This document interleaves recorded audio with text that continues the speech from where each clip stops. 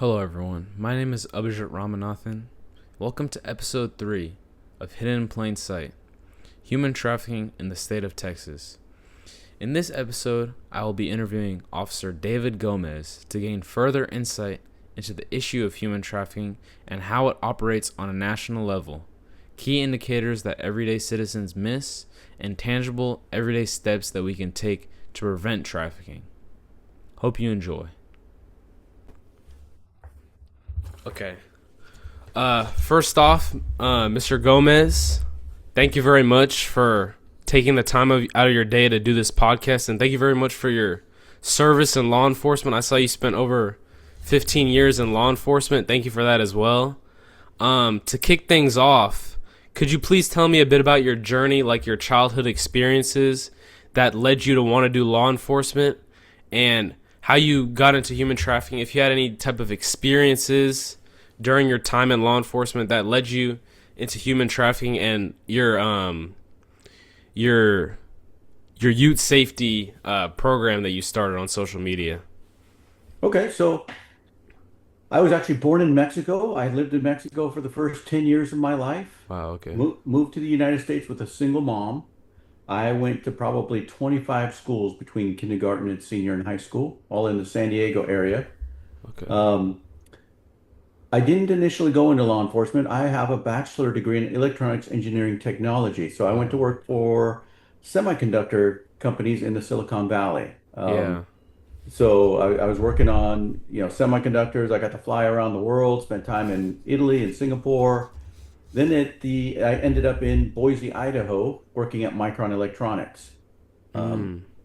when I was there, I saw an ad in the paper for police, and just kind of on a whim, I said, "Hey, I'm going to become a police officer." So at the age of 36, Wow.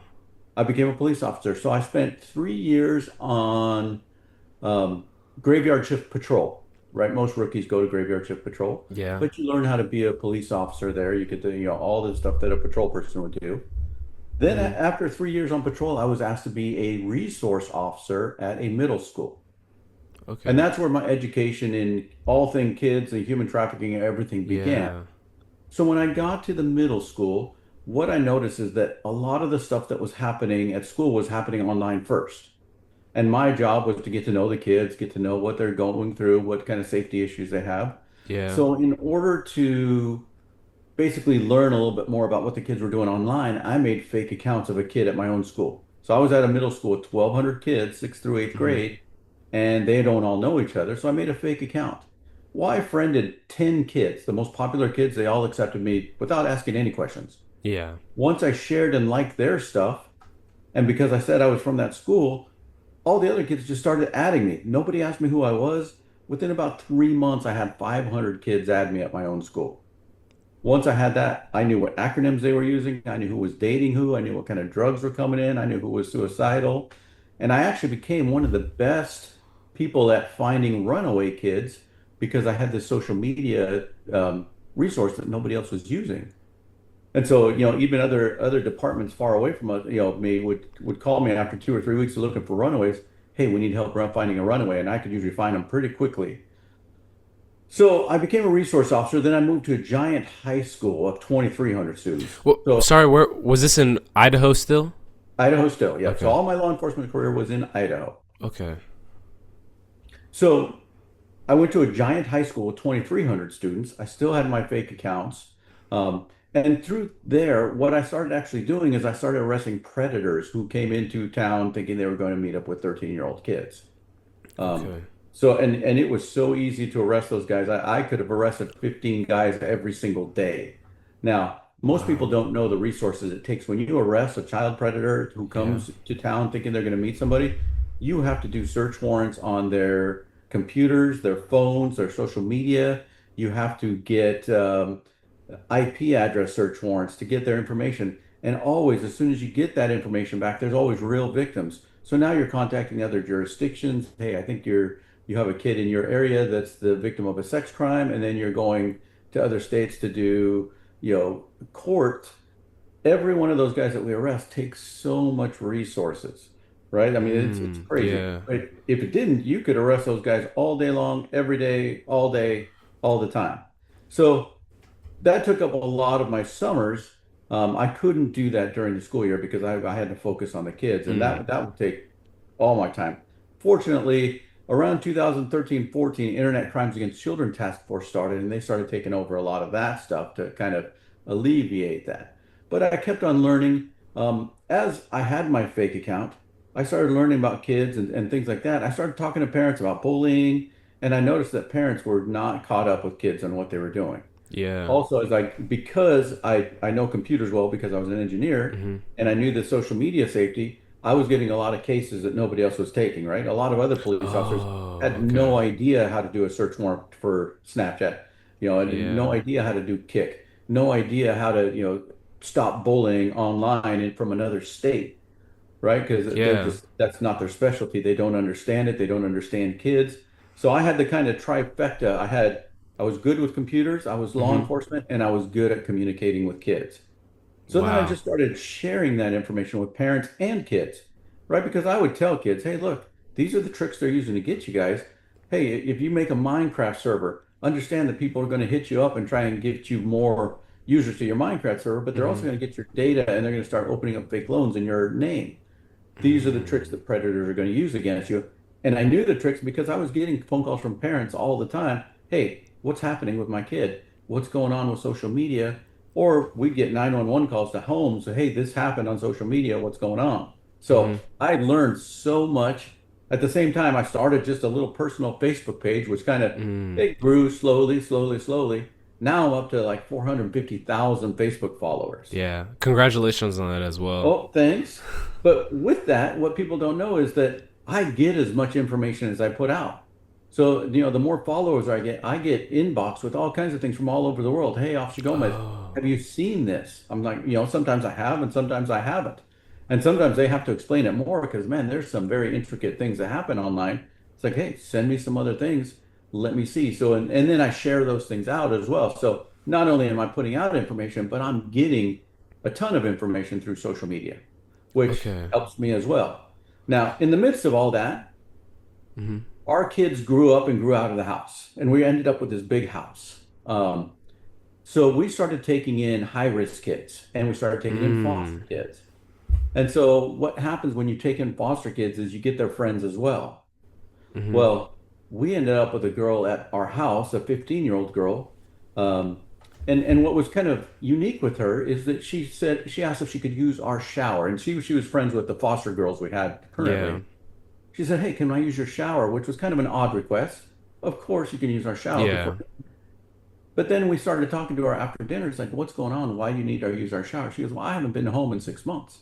It's like, wow, Wow. are you a runaway? You can't be at my house if you're a runaway. I'm a police officer. And she could, nope, she wasn't a runaway. I actually called and talked to her mom. And so what happened is the 15-year-old and mom's boyfriend don't get along. So mom just lets the 15-year-old go and couch surf wherever she wants. Wow. So for the last year, she had been couch surfing. She still talks to her mom, but the way she supports herself is she would go and live at low-level drug dealer houses for a month or two at a time. And we were very candid with her. She told us all kinds of things. She said she had to have sex, probably 2 or 3 times a month, but she got all her needs met. She had drugs, she had friends, she had, Hmm. clothing. And she was well spoken. There's no way anybody would have ever known she was Yeah. basically being sex trafficked.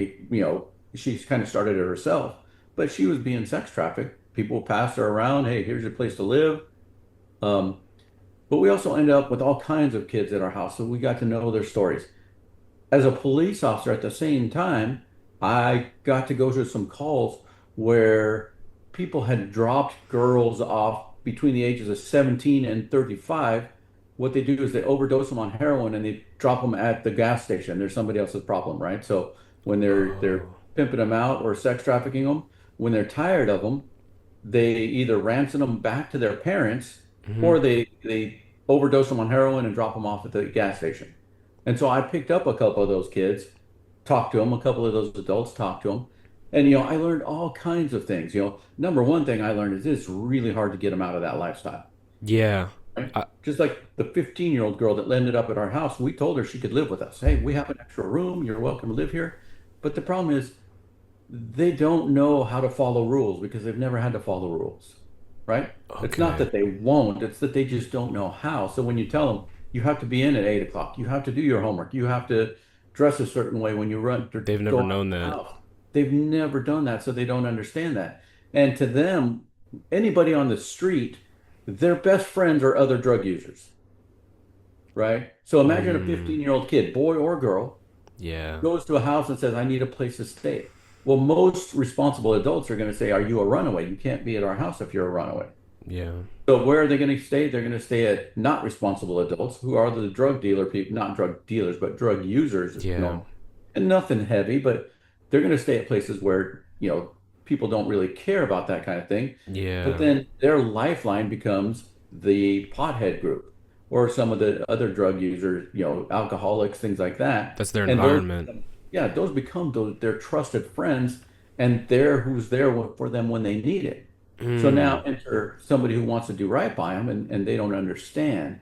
And it's hard for them to have to go to school every day. It's hard for them to have to dress a certain way. It's hard for them to be responsible when they can go somewhere else and have sex once or twice or three times free. a month and do whatever they want. Yeah. So it's super hard to get them out of that lifestyle. Yeah, and so then the other thing I see is, kids exchanging pictures for money, Mm, right? And that's the start of sex trafficking. And yeah. that happens to 12 and 13-year-olds where, somebody on TikTok offers them $20 for a Mm-hmm. picture of their feet. Once they get a digital account, then the person Mm-hmm. says, hey, you send me, panty pictures, I'll give you $50. Yeah. Topless pictures, $100. And once these young people have made money like that, it's hard for them to get a $20 an hour McDonald's job, Mm, right? Because you yeah. figure they can take 10 pictures of themselves and they can sell it on Snapchat, they can sell it on OnlyFans, they can sell it on, TikTok, they can sell it on Discord, on Reddit, on whatever it is, and they can sell it over and over and over again. They need money 6 months down the line. Those pictures are there for them to sell still. It's like Yeah. residual income for always. So it makes it super hard. And then as they get older, when they turn 18, they're going to be offered four, five, $6,000 to go to California or Florida to make an adult film, Yeah. So right? So then they're parent, basically bred into that lifestyle their whole yes. life. And TikTok and Snapchat are basically grooming them their whole life. Whether you get into it or Mm, not, basically you're being groomed to be worth your body parts, mm. right? And on Yeah, that TikTok, you makes see you sense. see lots of women from OnlyFans who basically advertise on TikTok. Mm, Here they are making 10, 20, $30,000 a month on OnlyFans. They yeah. make it look easy, and it's not that easy, right? I Mm-hmm. mean, you have to market, you have to, plan, you have to be consistent. There's a lot of things that go into making that level of money, but that's not what the kids see. All they see is the glam stuff, Money. right? It's like it's like a Hollywood thing, Mm, right? So then you have all these kids that are getting into it, and they think they're going to have, Porsches and Ferraris, but they get into it, and a lot of times they get hooked on drugs. And where you would make your first adult film and you get paid $5,000, by the time you make your fifth one, you're hooked on heroin, and now you're making an adult film for $100 worth of heroin. mm. Okay. So, yeah. Okay. So there's a So lot going on there. yeah. So it's basically what you're saying is they start off in a certain way, and they're basically all their environment basically shapes how they go through the rest of their lives as well. Absolutely, right? I mean, and what you take in, if you take in 10 hours worth of TikTok every day, guess what? That's what's going to shape your environment. Mm. Okay. So I'm actually in Louisiana. So for the last like 10 years, I've actually been traveling once a month to do Oh. classes on social media, sex trafficking, Mhm. suicide at different schools and different communities around the United States. Mhm. Well, it got to the point where people need me to do that full time, and there's nobody else that does that like I do. Right? There's not a Mm. lot of people that can go into a school and keep the attention of high school kids for 45 minutes or middle school kids Yeah. for 45 minutes. And because I've worked in the school for 15 years, I'm able to do that. So then I'm close to retirement through police. And, Mhm. as I'm looking at my retirement, they don't make very much. So our retirement isn't very much. So I decided, oh, hey, I'm going Mm. to go pad my retirement, make some money. At the same time, I'm going to get to educate a much wider swath of society than I was in Mhm. my town in Idaho. So I moved to Ah, okay. Louisiana. Number one, I have some new grandkids here, but number two, it's Yeah. much easier for me to get to different places in the country Mm-hmm. from New Orleans than it is from Boise, Idaho. Makes sense. What originally got you into speaking with at schools and things like that? What initially got you? Because I know you sort of touched on that, like how you were always good with kids, and that's what led you to speaking in schools. But was there any type of like decision you made like consciously that led you into that, or? So when I was at the middle school and the high school, what I found is that the substitute teachers would always get ate up by the kids, Mm, right? No matter what, the kids would abuse substitute teachers. So I'd keep an eye on yeah. substitute teachers. They're getting ate up. I'd go in and try and handle the class to see if I could. And I Okay. almost always could. But as Mm-hmm. I started talking to the kids, I realized, hey, I've got some good information for them. Mm. And they listen and they talk. And so I said, hey, I should take this and do it for everybody, everybody that I Yeah. can. And so that's what got me talking to him. And, I have great conversations with the kids. The same conversations a lot of parents should be having, but are not. A lot of Mm-hmm. adults Mm. should be having, but are not. Right. And we talk about suicide. We talk about having sex and some of the consequences. We talk about sex trafficking and what kind of people are going to be involved. We talk about the different money you can make. So Mm-hmm. I learned early on that I was good at that. And I started, hey, sharing. I started going to other schools. And a lot of this I did under my department paying me to do that, right? So my police department said, "Hey, we're happy to Mm. share you. This is community, building. Yeah. Let's get you out there." And so then I did a lot of classes, and it was well received, well taken, and very useful information.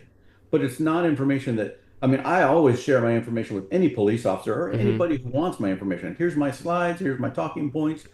Got it. But the thing is that my talks are a lot of real stories from what my life has given me. And I Mm-hmm. tell the kids those real stories. So a lot of police officers don't have those real stories. A lot of police Mm. officers don't know how to talk to kids, very well.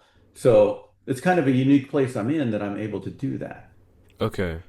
Do you have any like unique stories that display any type of common misconceptions about human trafficking and how it can occur? Like, because I feel like the general knowledge of human trafficking is not too prevalent because of how under the line it is. It's not very talked about in the news. ABC World News is not talking about it. NBC is not talking about it on a daily basis. Do you have any common like misconceptions that you want to address about human trafficking, or any unique stories that display those as well? Yeah, so a lot of people, when you say human trafficking, they Mm-hmm. think that it's some third world country girl that's kept in the basement who doesn't speak English and people are pimping her out. Now, Mm-hmm. that does happen.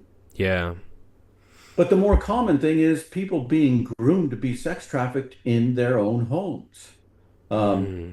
for example, I had one of my students tell me, "Hey, there's a girl who's a human slave at another school," and I'm like, "What? Not in Idaho? No way!" And what I found out is this 15-year-old girl had shared a nude photo with her boyfriend. Mm-hmm. Okay, which a lot of 15-year-old girls do. Yeah. Um, Unfortunately, he shared it with a bunch of other people. So she got contacted by a 22-year-old male who said, "Hey, Oh, here, I okay. have your naked photo. I Mm-hmm. want you to give me another one." And she's like, "No, that was for my boyfriend. I don't want to send you one." He's like, "All right, I see you're a preacher's daughter," which she was. He's like, "I'm going to share this with your whole church and ruin you, not only your life, but your family's life if you don't send me another naked picture." So she was Wow. scared. She didn't talk to her parents, and she sent another picture. Then he Mm-hmm. asked for a video. Then he asked her to go on a date with him, which she did, unfortunately. Then she was going on dates with his friends. Now, fortunately, her friend told me, "Hey, this is happening." So after she was in that lifestyle for like 7 months before I was able to get her out. Now, when I called the Mm. parents, I said, "Meet me at the school." Her parents couldn't have been more supportive. They were Yeah. awesome, and they're like, "Hey, we don't care what happens to us in our life. We care about you." And they handled it perfectly. We arrested the guy, Mm-hmm. but they just had never had the conversation with their daughter, which a lot of Mm. parents have never had the conversation Yeah. with their daughter. Right? So now she was absolutely being human trafficked. And it started in her own home with her just taking a nude photo. So it's all digital, basically. Yeah, so it's all digital at this point. Now, it does happen. You do get especially some kids that get hooked on drugs first, and then they Mm-hmm. get ported over to the sex trafficking. "Hey, you want drugs? Send us naked photos. You want drugs? Come have sex with me." And that happens Mm. on Snapchat all the time, right? Sometimes I see on Snapchat where they offer drug prices, plus they offer drug prices with nudes, they offer drug prices with sexual favors. That's Oh. all sex trafficking, Mm. Okay. That makes right? So those sense. are things that most people don't know, they don't talk about, they should talk about, but it's a lot of things that parents need to talk with their kids about and say, hey, look, you know, let's talk about what happens if you share a picture. You know, here's the extreme circumstances, but it can happen. Yeah. So I guess that kind of segues into another question I had. What warning signs do you think that students and parents of students and even like schools um should know about human trafficking, and what should they do to try and help prevent it? Because like in this case, I feel like the 15-year-old girl, she's not necessarily knowing that she's being trafficked. Correct. And a lot of people don't know they're being trafficked, Yeah. right? A lot of they don't understand it. So a lot of what you can do at school, what you can do in communities is education. But I Mm. would say most kids have never had an education class on sex trafficking, Yeah. right? And still to this day, they haven't had 100%. an educational class on sex trafficking. So the signs that somebody would look for Mhm. is any kind of change, right? Appetite change, mood change. Now, that's kind of tough with teens because Yeah. they go through some changes anyways, but just Mhm. when those things start popping up, let's talk about it. Let's see what's going on. What's happening? And listen to the schools. A lot of times the schools will call home and say, "Hey, look, your kid is getting in trouble or this is out of character for them. Something's going on. You need to Mhm. talk to them." Same thing when you see your kids cutting themselves, right? Cuts on the Mhm. arm, cuts on the legs. That doesn't necessarily mean they're suicidal, but let's talk about what's going on and let's ask the questions. Hey, what is going on in your life? Why are you so Yeah. depressed? Are you thinking about killing yourself? So, I mean, those the same questions and things apply to depression, to anxiety, to all kinds of things, suicidalities, to sex trafficking, and any one of them can lead to the others as well. But a lot of it Mm. is we need to get the education in schools. And I would love Mhm. for some high school kids to take over and start doing this in different schools. Yeah. I actually saw some high school kids who did an excellent alcohol class awareness. It Oh, was three okay. high school girls came into my middle school. They made a whole educational class on alcohol, and they did it to all the middle school kids, and they ended up getting scholarships for that to go to college, which was Wow. awesome, Wow. right? But it'd be nice if we could propagate that where kids were educating kids, because a lot of Mhm. times kids will listen better to Listen, kids than yeah. they will to adults. Mm. That makes sense. Do you think that there are any type of is there a way that like local businesses and local economies can play a role in trying to help preventing human trafficking, or do you think they also can play a role in encouraging human trafficking, like certain businesses, like small businesses?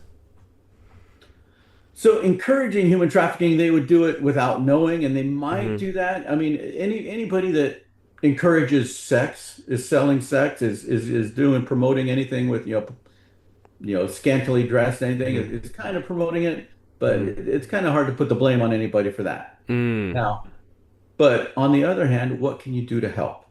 So Mhm. small businesses can help out in your community by putting money into the YMCA, building a rec center, building a teen center, interacting with teens, give money to the Little League organizations, right? Especially to Mhm. kids who are underfunded. Um, and so, for example, in Boise, we have the Nike store outlet has a credit card in the back that the businesses fund. And any kid that needs shoes, they Mhm. can come in and get shoes. And law enforcement does a lot of that, brings them in for shoes, for Mhm. sports, even if they just need shoes to need shoes. Here you go, let's give you some shoes. But a lot of it's just being involved in the community, giving kids outlet things to do, Mhm. skate parks, right? Let's put some money into the skate park. Let's put Mm. some money into let's get some time spent with kids so they have time around positive adults, Okay. right? And the more trouble kids get into, the more positive adults they need. Um, I always talk to the coaches at my schools and I say, hey, look, when kids get in trouble, I'd rather they not kicked off the sports teams. I'd rather they get, Mhm. more sports teams because they need to be Mm. around positive Help. adults. But communities can do this. Stores can do this, right? There's I don't know if it's TikTok or YouTube that I watch, Mhm. but this grocery store owner in the middle of some kind of busy place, he gives kids, incentives if their grades increase. And it's any kid, right? You see little kids Mm. come into a store, and I think it's an Indian guy, super, super great guy. Yeah. But he's like, hey, you show me improvement and I'll give you, whatever you need to help you out, some candy, Oh, some, okay. right? Yeah. But the kids are so proud of themselves when they come in to get their reward, Hmm. not only because they're getting a reward, but because they get to show somebody, hey, look, I'm proud of myself. I want you to be proud of me too. Those Mm. are things that businesses can do. Okay, so it basically encouraging hard work and not taking shortcuts as well. Would you say Yeah, that? and just saying, hey, I care about you. Mm. Okay. Okay. That makes sense. Um, Because I some won't. kids don't have parents to care about them. Some kids' parents are Yeah. on meth. Some kids' parents are working three jobs. Some kids' parents are too busy fighting each other. And so the kids just Mm. fall through the cracks. So that's where the community kind of has to step up and, hey, look, every kid needs a champion. Some don't have a champion at home, Yeah. but there's lots of champions available. Let's have everybody be a champion for some kid. Okay. That makes sense. And the more trouble a kid is, the more champions they need. So basically, surrounded with positive influences and good influences as adult figures, effectively. Yes, Okay. absolutely. What type of challenges do you think you've had, like within your law enforcement career, when it came to ending human trafficking or like arresting certain people um, who you guys thought were doing human trafficking? So the victims is always the toughest part, right? Mm, Because it's hard to get them out of it. And it's okay. hard to get them off drugs. It's hard to get them to go to a 9 to 5 job. It's hard to get them to dress appropriately. It's hard to get them to come to work on time, Hmm. right? So those things are all a challenge. Foster care is always a challenge. Mm. So I will tell you, in almost every state, there's not enough foster parents. Oh, okay. Right. And so we need more foster parents. And I would encourage anybody. Then there's lots of great people who would foster. They just don't because they Yeah. don't understand the system. But we need more foster parents to step in and, hey, let's help you through this because a Hmm. lot of the sex trafficked kids are going to be foster kids, Okay. right? Boys Yeah, that and makes girls. And sense. so the foster system could use a lot of resources. It could use a lot of education. It could use a lot of help, and it can use a lot more foster parents. And being a foster parent is heartbreaking, but it's also one of the most rewarding things you'll ever do. Mm. Why would you say that being a foster parent is heartbreaking? I'm just wondering. Okay, so you're a foster parent and you get Hmm. called in the middle of the night and they say, hey, police just took a family of three. There's a 14-year-old, a 12-year-old, Oh, and a yeah. 10-year-old. Yeah. Okay, so you get them and that's fine. That's what you expect. Hmm. But then you start learning about the parents. Hey, these parents are on meth, or these parents have nowhere to live, or these parents Yeah. they're prostituting their kids. But then what happens is the foster kids almost always go back way too soon, right? And so now Mm. you start to love these kids. You see them grow, you see them improve at your house, and then 3 or 4 weeks later, the Taken back. healthcare worker comes and says, "Hey, we're sending the kids back to mom and dad because they've done A, B, and C to get their kids back." Mm. And as a parent, it's like, oh, they're not ready. The family isn't ready. They're going back to this broken home, and everybody knows it. Police know it. Healthcare knows it. Foster care knows it. And so now you're sending some kids that you love back into the fire, Okay. and you're helpless, right? There's nothing Yeah. to do. So it's Ha- heartbreaking. so has that experience happened to you as well? Yes, absolutely. And not only to me as a foster parent, it happens to me with kids that I've taken from Hmm. horrible situations. I've probably taken in my 15 years of being a school resource officer, I've probably taken away 20 kids from families. Okay. Most of the times they go back. Sometimes they don't go back. But it's heartbreaking when you know that hey, it's not going to work out any better. And it's a horrible situation. You're helpless. So has there ever been a time that you tried to like remedy that and tried to like sort of prevent that from happening? Like try to give guidance to the either the parents of the kids that they're going back to or anything like that? Every time. Every time. And as a resource officer, that's part of my everyday. Mm. I talk to parents and I'll tell them ahead of time, hey, look, if you let me in your house, there's nothing we can't take care of. We can fix food, we can fix drugs, we can Hmm. anything we can fix. But as soon as you go on a meth binge and don't let me in your house, and I know there's dog feces, and I know that your power is out, and I know that things are going bad, I'm gonna come and take your kids. But if you let me out in, there's nothing we can't fix. Mm. And then I offer resources. Hey, look, let me bring your kids some new shoes from the night store. Let me take them shopping. Let me do this. And I talk to the kids about their environment. Hey, look, you know what? I know you've got a challenging life. Here's where I need you to call police. And they Okay. do, right? And so then Yeah. we basically come up with safety plans. Yeah. But I talk to the parents as well, right? Hey, look, parents, you're sucking here.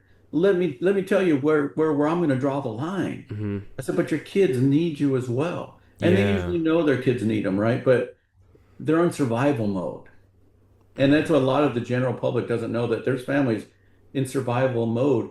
I have people that don't have running water and electricity in Idaho that's freezing for half the winter. Yeah.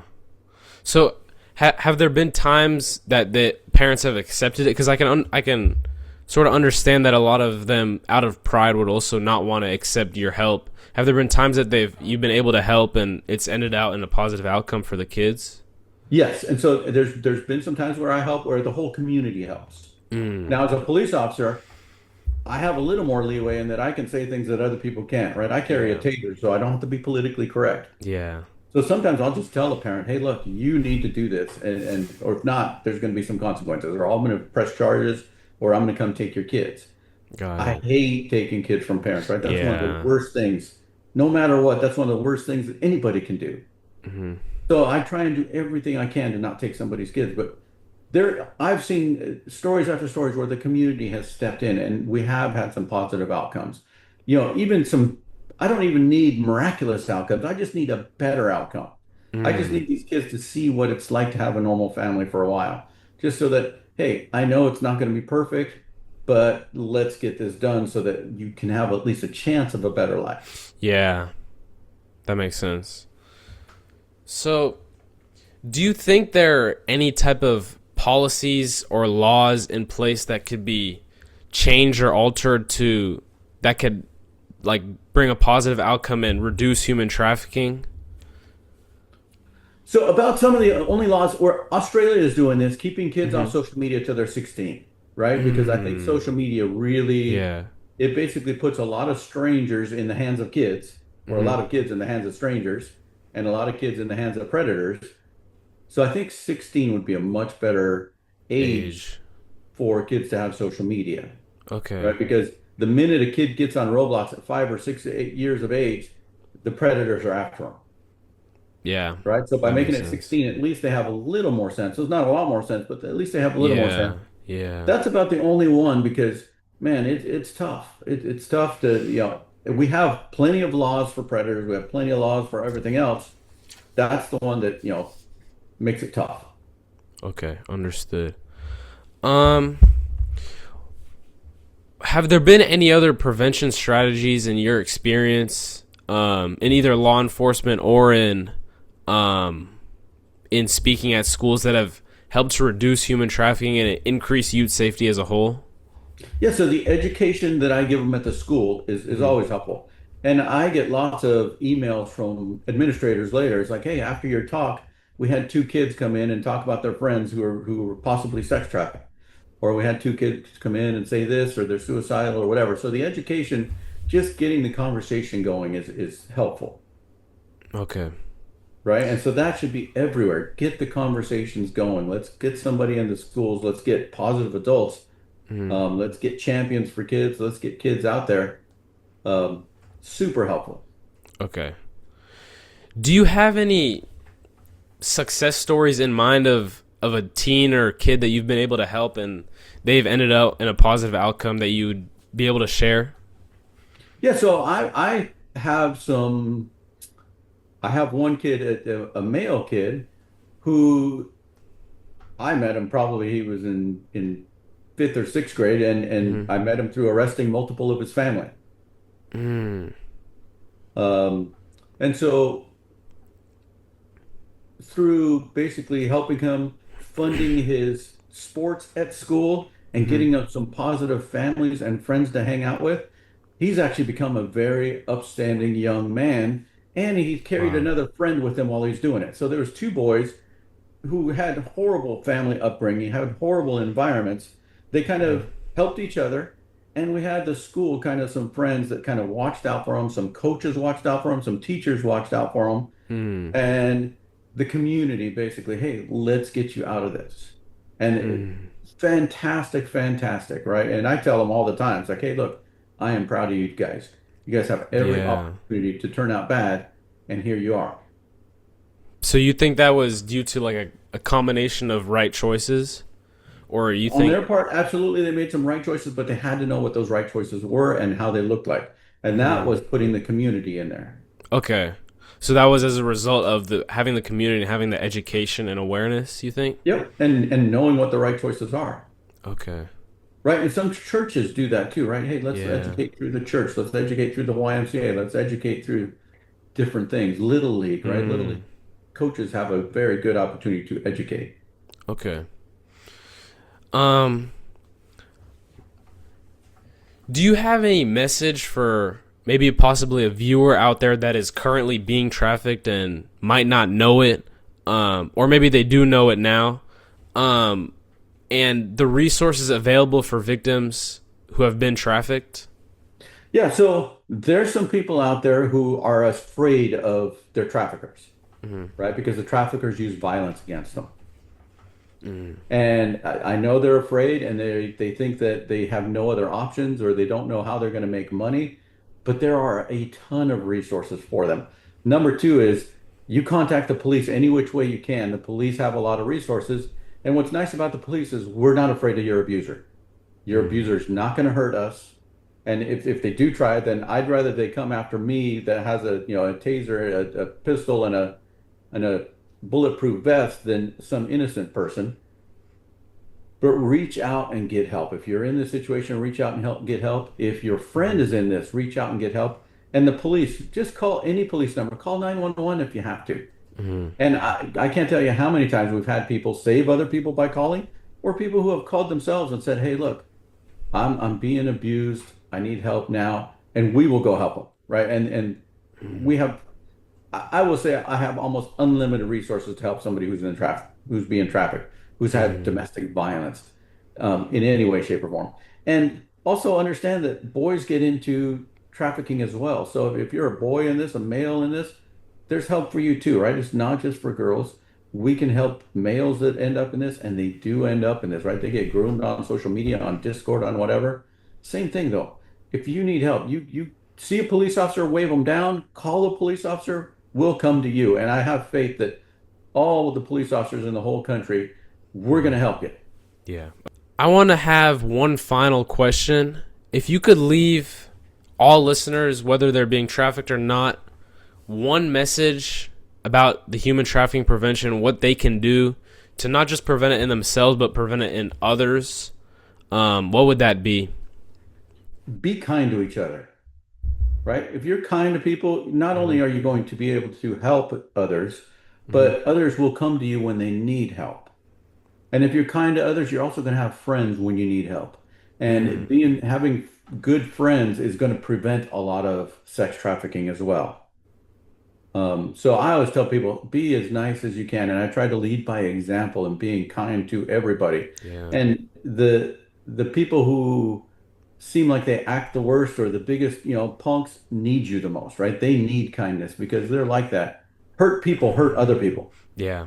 I've heard that. Right? So I like to you conquer the world with kindness, and that includes for sex trafficking as well, because by being kind, by having kindness shown to you, by showing kindness to others, you're going to help alleviate some of the sex trafficking. But that and getting educated in it, right? So people such as yourself, Ashton Kutcher does a lot of nice education on sex trafficking, Mm-hmm. and there's a lot of other people that do. I have a resource where an airplane group will fly Mm-hmm. victims back to their home state or their family for free Mm-hmm. if I need them to, which is awesome, right? And so they do that for free for victims of sex trafficking. Okay. So lots of resources available, but be kind to each other. Be kind to everybody. Listen, look, help out where you can. And if you Mm-hmm. don't know what to do, call the police. We have lots of resources. Yeah. Almost every police department has a specialist on there who deals with that. Okay. And then one more thing, where can people find you? Yep. So under Facebook, just look up Officer Gomez, but it's Hmm. also officergomez.com. You will see my my information. If you Hmm. want to hire me to come to your school and do talks or your community to do talks, I'm available for that since I'm doing that full time now. I just Hmm. quit. Probably my last law enforcement day was like 3 weeks ago. Wow, congratulations on your law Yep. enforcement retirement. Thank you. Thank you. I loved every minute of it, and hopefully I'm going to love every minute of the rest of it. Sounds good. Okay, thank you very much for your time.